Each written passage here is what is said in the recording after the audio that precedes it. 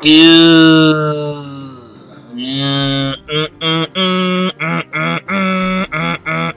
dude, listen, man. This dude Sumagu he's mad cool. He's mad cool. I'll be honest. Like this dude, listen. Ryuko had like a tie with Kiri and Satsuki, okay? And they were both relatively fucked up. But in this episode, a guy who doesn't even use light fibers, who doesn't have no Power Goku uniform, all he had was weapons. He had a rocket launcher, he had these needles, these jamming round needles, and he had this nail gun. This dude used pure tactics, and he beat the shit out of Ryuko. All he got was one cut over his cheek. That was it. That was it. The rest of it was a straight up beatdown, literally. He had these needles, and he was firing these needles from his nail gun. These jamming rounds. So, you know, he was penetrating, Ryuko with these needles. With these jamming rounds. He was jamming Ryuko. There you go. Perfect. And not only that, but he beat 4 clubs. He beat Ryuko in 4 clubs. He beat the backyard and front yard gardening clubs. He beat the Rakugo club. Some, I don't know, it was some weird club. And then like the 100 Poets of Poems club, wherever they are. Basically, they're the non-athletic clubs. They're all underneath the 3-star Goku uniform. I forgot her name. The girl who's like, I think the leader of the music club. Either way, thing about that is that this guy beat them all with pure tactics. At the end of it, Ryuko and Senketsu, they couldn't handle. He powers down. This dude comes in through the window, straight Falcon kick. Falcon kick, yeah. Straight up pins her in the bathroom. We see these urinals, and by the way, I noticed the urinals they have spikes on the side. Why? I have no idea. It's kind of crazy, but either way, and probably painful if you touch them in the wrong part of your body. Absolutely, but this dude has her in the corner. He's like strip, strip, and she's like, oh, you pervert, because she comes to calling him pervert club. This dude comes in there. He kicks her in the gut. Then takes his nail gun and hits her across the head with it. I'm sitting here, I'm like, yo, this dude has there's no mercy with this guy. There is no love, there's no love. No, he doesn't care. And at the end of the day, even when the music girl came in there, even after the essence of Senketsu came and said, and headbutted the guy like, no, don't you dare forget Ryuko. Even after McCoy's speech, still, he escapes, bails, and is chilling with the professor. He's like, yo, let me give you 2 pieces of advice. It's always 2 pieces of advice. It's always 2. I like it. That's cool. Sumagu was the main highlight of the episode. And this guy is badass. He's the definition of badass, alright? Aside from that, the episode mainly had 4 things going for me. 4 things. Number 1. Well, we have basically the professor talking to Sumagu. And he's talking to him about a few things. And one of the first things he talks about is this group called Nudist Beach. And apparently, Sumagu and probably the professor are a part of this group called Nudist Beach. And they right now are going to, according to the final will or the words of Isshin Matoi, they're going to allow the Kamui to be the downfall of the Kirin family. The Kamui. Now the thing here is that Sumagu's like, no, fuck that shit. The Kamui is dangerous. It's gonna turn Ryuko into a monster, and we can't allow that to happen. So we seal the Kamui now. But the whole Nudist Beach thing is actually very important because they appear to be like the anti-uniform guerrilla unit that is taking on the Kiryuins. And this guy is a part of that. But he doesn't follow the whole notion of letting the Kamuis do damage to the Kiryuins, but I'm gonna do it myself. So this guy, so that was number 1, the whole Nudist Beach organization, and apparently how his gear is from there too. because he has to fight them with something. So that's number one. Number two is that they also talk about how apparently the Kyrians have been going around and they've been taking control of these high schools. And we actually found out before how they had affiliate high schools, the Honnōji Academy. But apparently there's one school, because their conquest is almost complete. There's one other school that they need. I think it's called Kansei or Kansai, something like that.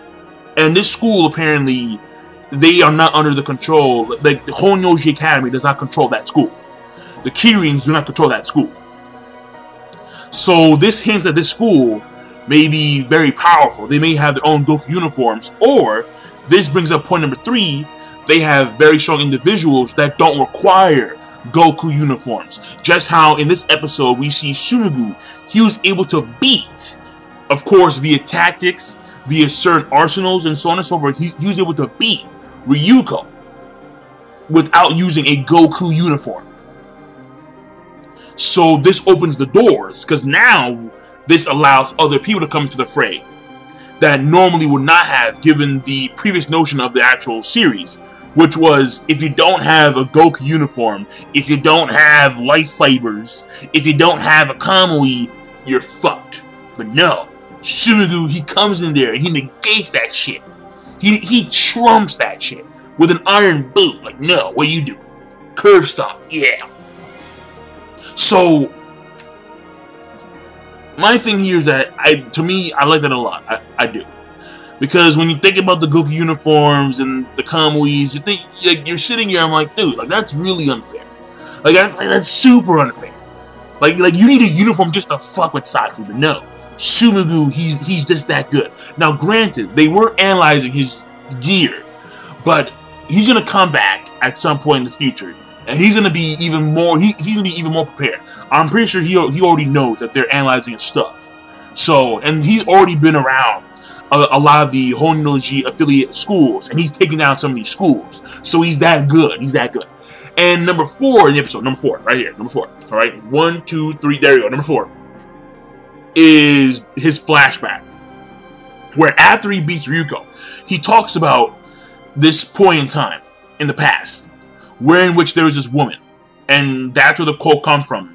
That's where the quote comes from that the professor said, basically saying how clothing and humans are not enemies. And in this episode, I'm also must point out that it seems to be more along the lines of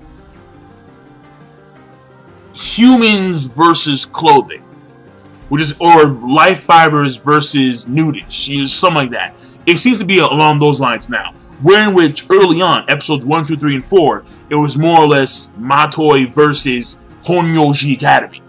And then it changed to Matoi versus the Kyrians. Now it seems to be like Nudist Beach versus the Kyrians. Or Nudist Beach plus Matoi versus Kyrian. Or humans versus clothing. I think it's more along those lines now. So it's more broader. Way more broader. And we actually may go to other schools, other affiliate schools, and see what's going on there. That would be really cool. Very cool. But, the last thing, number 4. Again, there was this woman at some point in the past, and basically she wore the clothes. She wore, and I'm pretty sure that she wore the first Kamui. She wore the first Kamui, and it actually may have been Junketsu. I'm not too sure, but either way, she wore, I believe, the first Kamui, and then it killed her. Either that or it turned her into a monster, because we see her body starts disfigured. Her neck is like twisted like 98 degrees, and it's like, what the hell? And then you see her legs are like crushed in, and the clothes are ripping her apart. So, and Tsumugu saw that firsthand, and he obviously had close ties to this woman. I forgot her name, and that's where he gets this drive to seal all the clothing, all the life fibers away. And we actually see him when he first took out the front yard gardening club. We actually see him have like a container of these life fibers. So the thing about this that's actually very interesting is that it appears that all of this has stemmed from that woman, her, whatever her name is. and she may have ties to Junketsu. I'm not saying Senketsu, I'm saying Junketsu, because I think Junketsu is before Senketsu. I think that Isshin Matoi made Senketsu from the same foundations that Junketsu was made. So, but where that goes, I'm not too sure exactly. But it is fascinating to know. I mean, it actually may be a lot more simpler than that. It may be that this woman was just a test subject, and then Tsumugu had close ties to her, and then she died. She may not be the origin of all comedy. I don't know. I have no idea. Or she may not have been the first. Who knows? I'm just throwing out stuff there because at this point in time, we're only on episode 5. We have like what, 21 episodes more to go? 20 or 21? Yeah. So we have a ways to go with this. But overall, the episode, I did like it a lot. It was a good episode. When it came to the pacing, it was well paced. And they didn't spend that much time in the school aside from the actual fighting. We actually see the involvement of the 3-star Goku uniform, I forgot her name, the leader of the non-athletic committee. And she doesn't do anything aside from, like, command the guys. But basically, the other guy, the other 3-star guy, the tech guy, he actually analyzes Tsumugu's stuff at that point in time. So it was useful in the long run. And when it comes to, so she was involved, the music girl, 3-star Goku uniform. We also have a few scenes here of the flashback. There was a little scene here with of course, every episode so far, there's always been a Mako scene. But this time, the spotlight goes to Tsumugu as well, which is fascinating. It's very, because, you know, she comes there, hallelujah, and then she starts spewing up all this stuff about how this is apparently Matoi's only piece of clothing, which is really sad, but true. Sad, but true. And then it's like she's going on from there about how, well, you know, blah, blah, blah, can't go back for her, blah, blah, blah, she's strong, blah, blah, blah. However, he comes in there, you don't understand, no. Understand that clothing and humans are not supposed to exist with one another, which is kind of weird because you think that, because like the way he makes it seem, as if like clothing itself is as if like humans didn't create clothes, but we did. Maybe the life fibers, I think are a different story. The life fibers, I think their origin is actually very important to know. Who created the life fibers? Or do they naturally exist within the space or within the planet? I have no idea. But either way. So that was the pacing. The pacing was good. When it came to the animation was also pretty good. Like that one scene where like this dude comes in there, like after Matoi beats her, because like Matoi, she's running through the entire hallway and she can't find Tsumugu, but she's always running into his traps, and we see all these clubs. Niggas just strung up everywhere. People are nailed down. People are literally being sodomized by like gardening tools and like poem books. It's just ridiculous. And he comes in there after she powers down, straight up falcon kick, and then he just punches her into the damn bathroom wall. That was nasty. The animation was overall pretty good animation. And when it came to the overall story progression, massive. Because now we found out a lot of things. Nudist speech. The other school that's also very powerful. Or that has a lot of... They're up there where even Honnōji Academy can't take control of them yet. We have, of course, the flashback of the woman who either turned into a monster or died. That personally affected Tsumugu. And, I mean, that's probably the reason why the professor in the last episode, or no, in episode 3, that's probably the reason why he had no qualms trying to go in there and get involved in the fight between Satsuki and Ryuko, because he's a part of Nudist speech, probably, and he's actually very powerful. So, with that being said, episode rating overall, I think it's actually a good plus. Yeah, I'll give it a good plus rating for this week. So I am done. King Lightning. Be sure to, of course, rate, comment, and subscribe as always. Yo, I cannot wait for this Kill the Kill OST. If that shit's on it, I'm on it. I am on it. I am on that shit like a bear on a damn fish. I am on that. Alright, peace. Have a nice day.